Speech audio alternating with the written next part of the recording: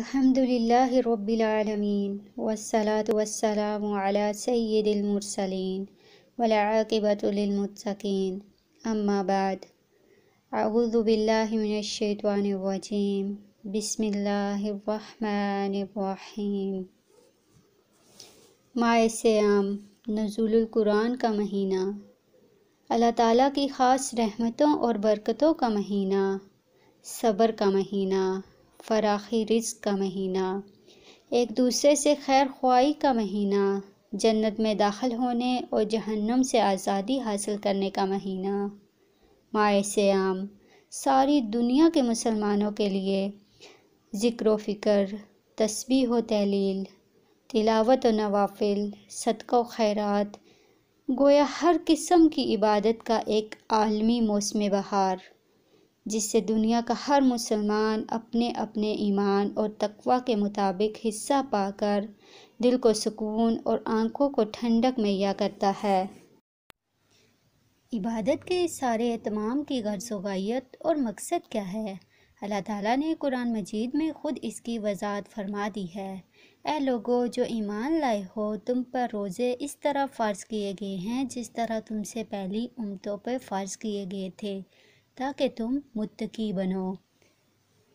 رسول اکرم صلی اللہ علیہ وسلم نے بھی روزے کا مقصد بیان کرتے ہوئے فرمایا ہے، روزہ گناہوں سے بچنے کے لیے ڈال ہے۔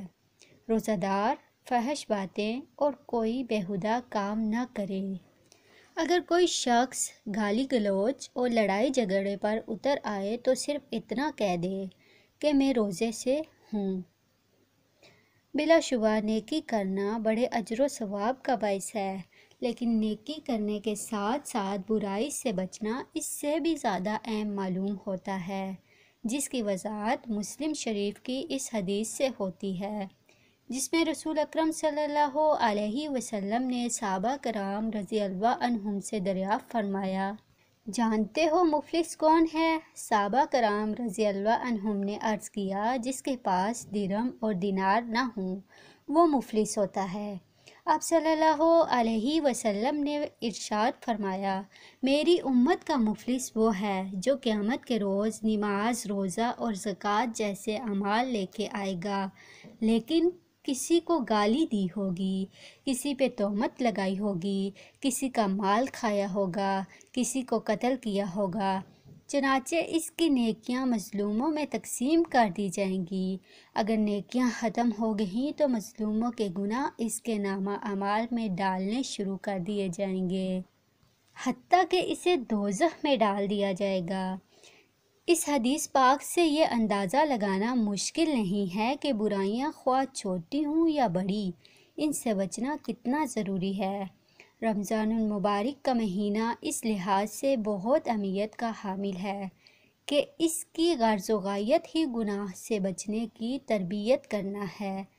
اس مقصد کے حصول کے لیے شیاطین کو بند کر دیا جاتا ہے، تاکہ جو شخص گناہوں سے رکنا اور بچنا چاہتا ہو اسے کوئی رکاوٹ محسوس نہ ہو۔ رحمتوں اور برکتوں کے اس مقدس مہینے میں تھوڑی سی کوشش اور ارادہ کرنے سے ہر آدمی کی طبیعت نیکی کی طرف راغب اور گناہوں سے بچنے پہ آمادہ ہو جاتی ہے۔ پس جس نے مہینے بھر میں دن کے اوقات میں ترک طعام کے ساتھ اللہ کے حضور اپنے گزشتہ گناہوں پر احساس ندامت کے ساتھ ساتھ توبہ استغفار کی اور آئندہ کے لیے ہر قسم سے گناہوں سے بچنے کا پختہ ارادہ کر لیا، اس نے گویا روزے کے مقاصد حاصل کر لیے اور ماہ صیام کی برکتوں سے بھرپور حصہ پا لیا۔ روزہ اسلام کے بنیادی فرائض میں سے ایک فرض ہے۔ حضرت عبداللہ بن عمر رضی اللہ عنہما کہتے ہیں، رسول اللہ صلی اللہ علیہ وسلم نے فرمایا، اسلام کی بنیاد 5 چیزوں پہ ہے: کلمہ شہادت، نماز قائم کرنا، زکوٰۃ ادا کرنا، حج اور رمضان کے روزے رکھنا۔ اسے بخاری نے روایت کیا۔ حضرت ابو ہریرہ رضی اللہ عنہ کہتے ہیں کہ ایک اعرابی نبی اکرم صلی اللہ علیہ وسلم کی خدمت میں حاضر ہوا اور عرض کیا مجھے ایسا عمل بتائیے جس کے کرنے سے میں جنت میں داخل ہو جاؤں۔ تو آپ صلی اللہ علیہ وسلم نے فرمایا اللہ تعالیٰ کی عبادت کر، اس کے ساتھ کسی کو شریک نہ کر، فرض نماز قائم کر، فرض زکوٰۃ ادا کر اور رمضان المبارک کے روزے رکھ۔ اس نے کہا اللہ کی قسم میں اس سے زیادہ کچھ نہ کروں گا۔ جب وہ آدمی واپس ہوا تو آپ صلی اللہ علیہ وسلم نے فرمایا جسے جنتی آدمی دیکھنا ہو وہ اسے دیکھ لے۔ اسے بخاری نے روایت کیا۔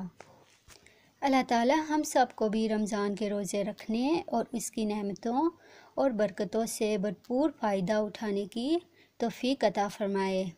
ربنا تقبل منا انك انت السميع العليم وتب علينا انك انت التواب الرحيم۔